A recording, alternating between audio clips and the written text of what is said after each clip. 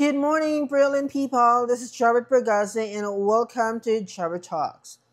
In today's video, let's try to highlight this comment which I think meron akong gustong sabihin at i-discuss sa inyo in a proper way para mas lalo ninyong maintindihan ang reality here in Taiwan. But before that, give me a little time to finish my preparation because before ko binuksan yung TikTok ko ngayon, naghanda na po ako ng aking breakfast. And as usual, if it's Saturday, medyo late talaga magsimula yung araw natin mga my dear. And it's already 12:49. Oh my goodness. At ngayon ko palang sisimulan yung araw ko. So after drinking coffee and taking this video, the next thing that I'm going to do is to wash my clothes and clean my room. Kasi ganun ako pag Saturday. Naglilinis ako as much as I can. And then, in the evening, nagsisimula na naman akong gumawa ng aking mga PowerPoint presentation and other things to be done in preparation for another week. Okay? So, in connection to the comment na nakita ko na medyo magandang pag-usapan, no? Sabi ni teacher, good morning, teach. True po ba, teach nga always grand demo daw ang nagiging fit? Pag nagiging fit. Okay, grand demonstration.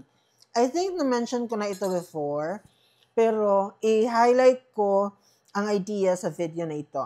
Hopefully, I can make it a very good discussion para sa lahat, para talagang maintindihan ninyo na hindi kayo dapat matakot, pero maintindihan ninyo na ito yung reality. Kasi si Jobber talaga, ipapaintindi ko sa inyo yung realidad talaga. I don't want kasi na mag-sugarcoat sa reality dito sa Taiwan para lang maraming manood sa akin. No. Ibibigay ko sa inyo yung tunay na reality dito. Tapos, bigyan ko kayo ng understanding paano nyo ito ma-survive. Okay.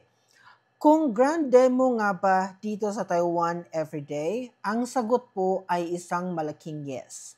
Bakit po? Alam nyo, hindi masyadong mahirap ang teaching dito. Pero saan ka mahihirapan? Sa pag-prepare ng iyong presentation.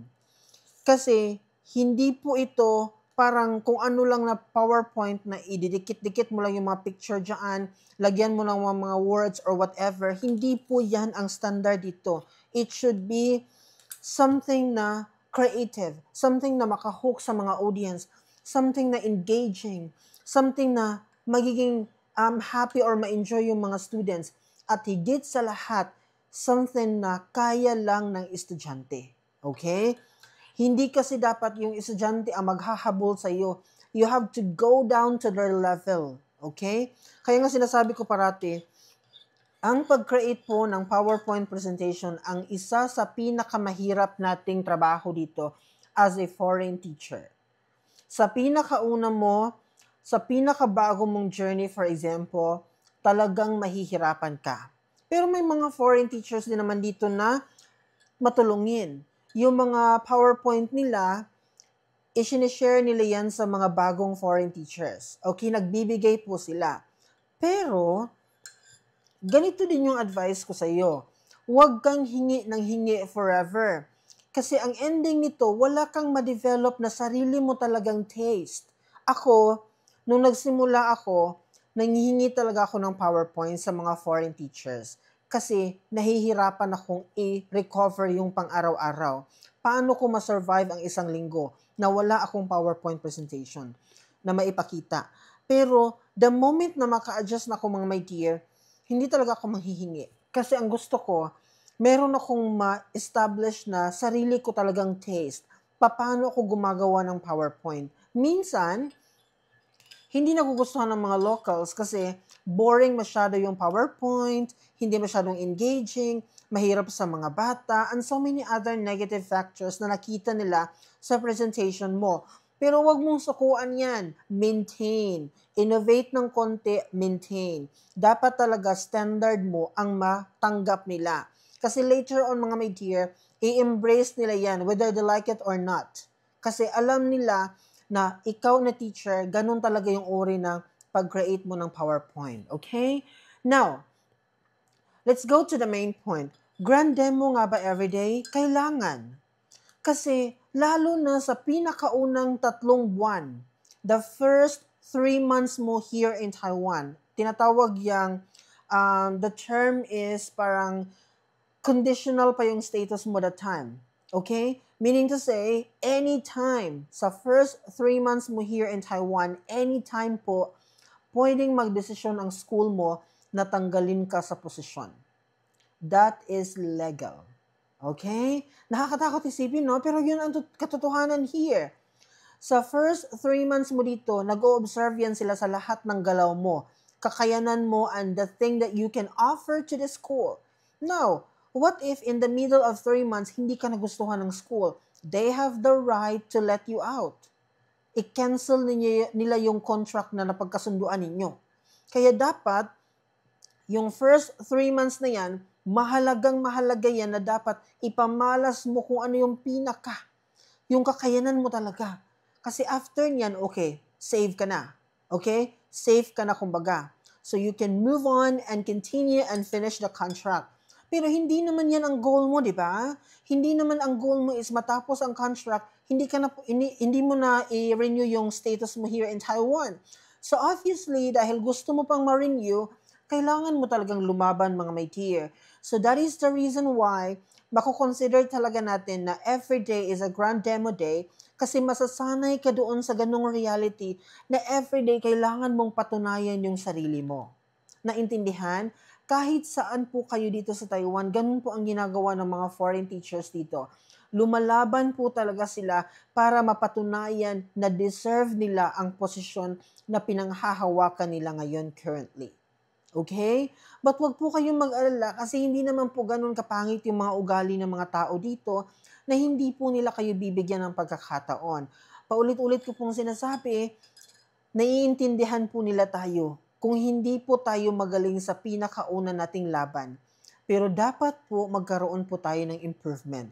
Kasi po, ang nangyayari nito, kapag wala ka pong improvement after a year or two, medyo magtataka po ang mga locals dyan. Kasi bakit hindi po siya nagbago? Bakit hindi niya po na-adapt ang system? Bakit ganun pa rin kapangit yung presentation niya?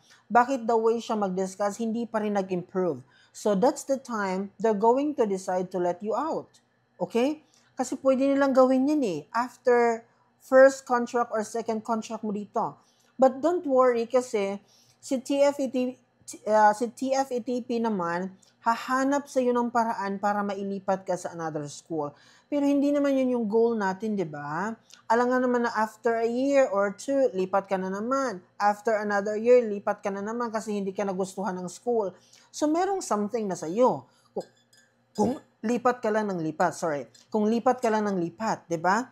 So, kailangan talaga mga my dear, mag-improve tayo, i-adjust natin yung self natin, tapos galingan talaga natin everyday. May mga araw na pagod tayo, may mga araw na mahina tayo, may mga araw na parang may sakit tayo, di ba?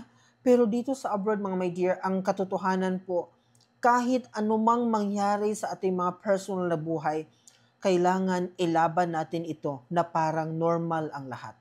Nangyari sa akin yan before, nung nagkasakit yung mama ko, I'm aware already na stage 4 na yung cancer ng mother ko, pero pagdating ko sa mga bata, pagharap ko sa kanila, pagdating ko sa teaching, parang normal ang lahat.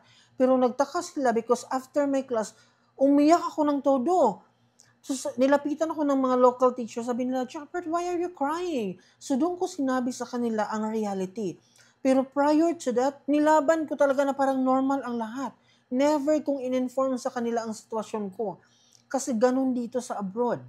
Hindi tulad dyan sa Pilipinas na pwede tayong mag-emote kung meron tayong pinagdadaanan. Dito kasi no. Kailangan mo talagang ilaban. Kung ano yung normal na pinapakita mo sa mga bata, that's the show that you're going to do every day of your life here. Kaya grand demo po talaga ang ating ginagawa every single day of our lives here in this particular country. So kung ready kang i-take ang challenge na yan, go ahead and start the application, prepare your documents, pero lagi kong sinasabi sa inyo, hindi po kayo magsisisi sa desisyong ito ng buhay nyo. Bye!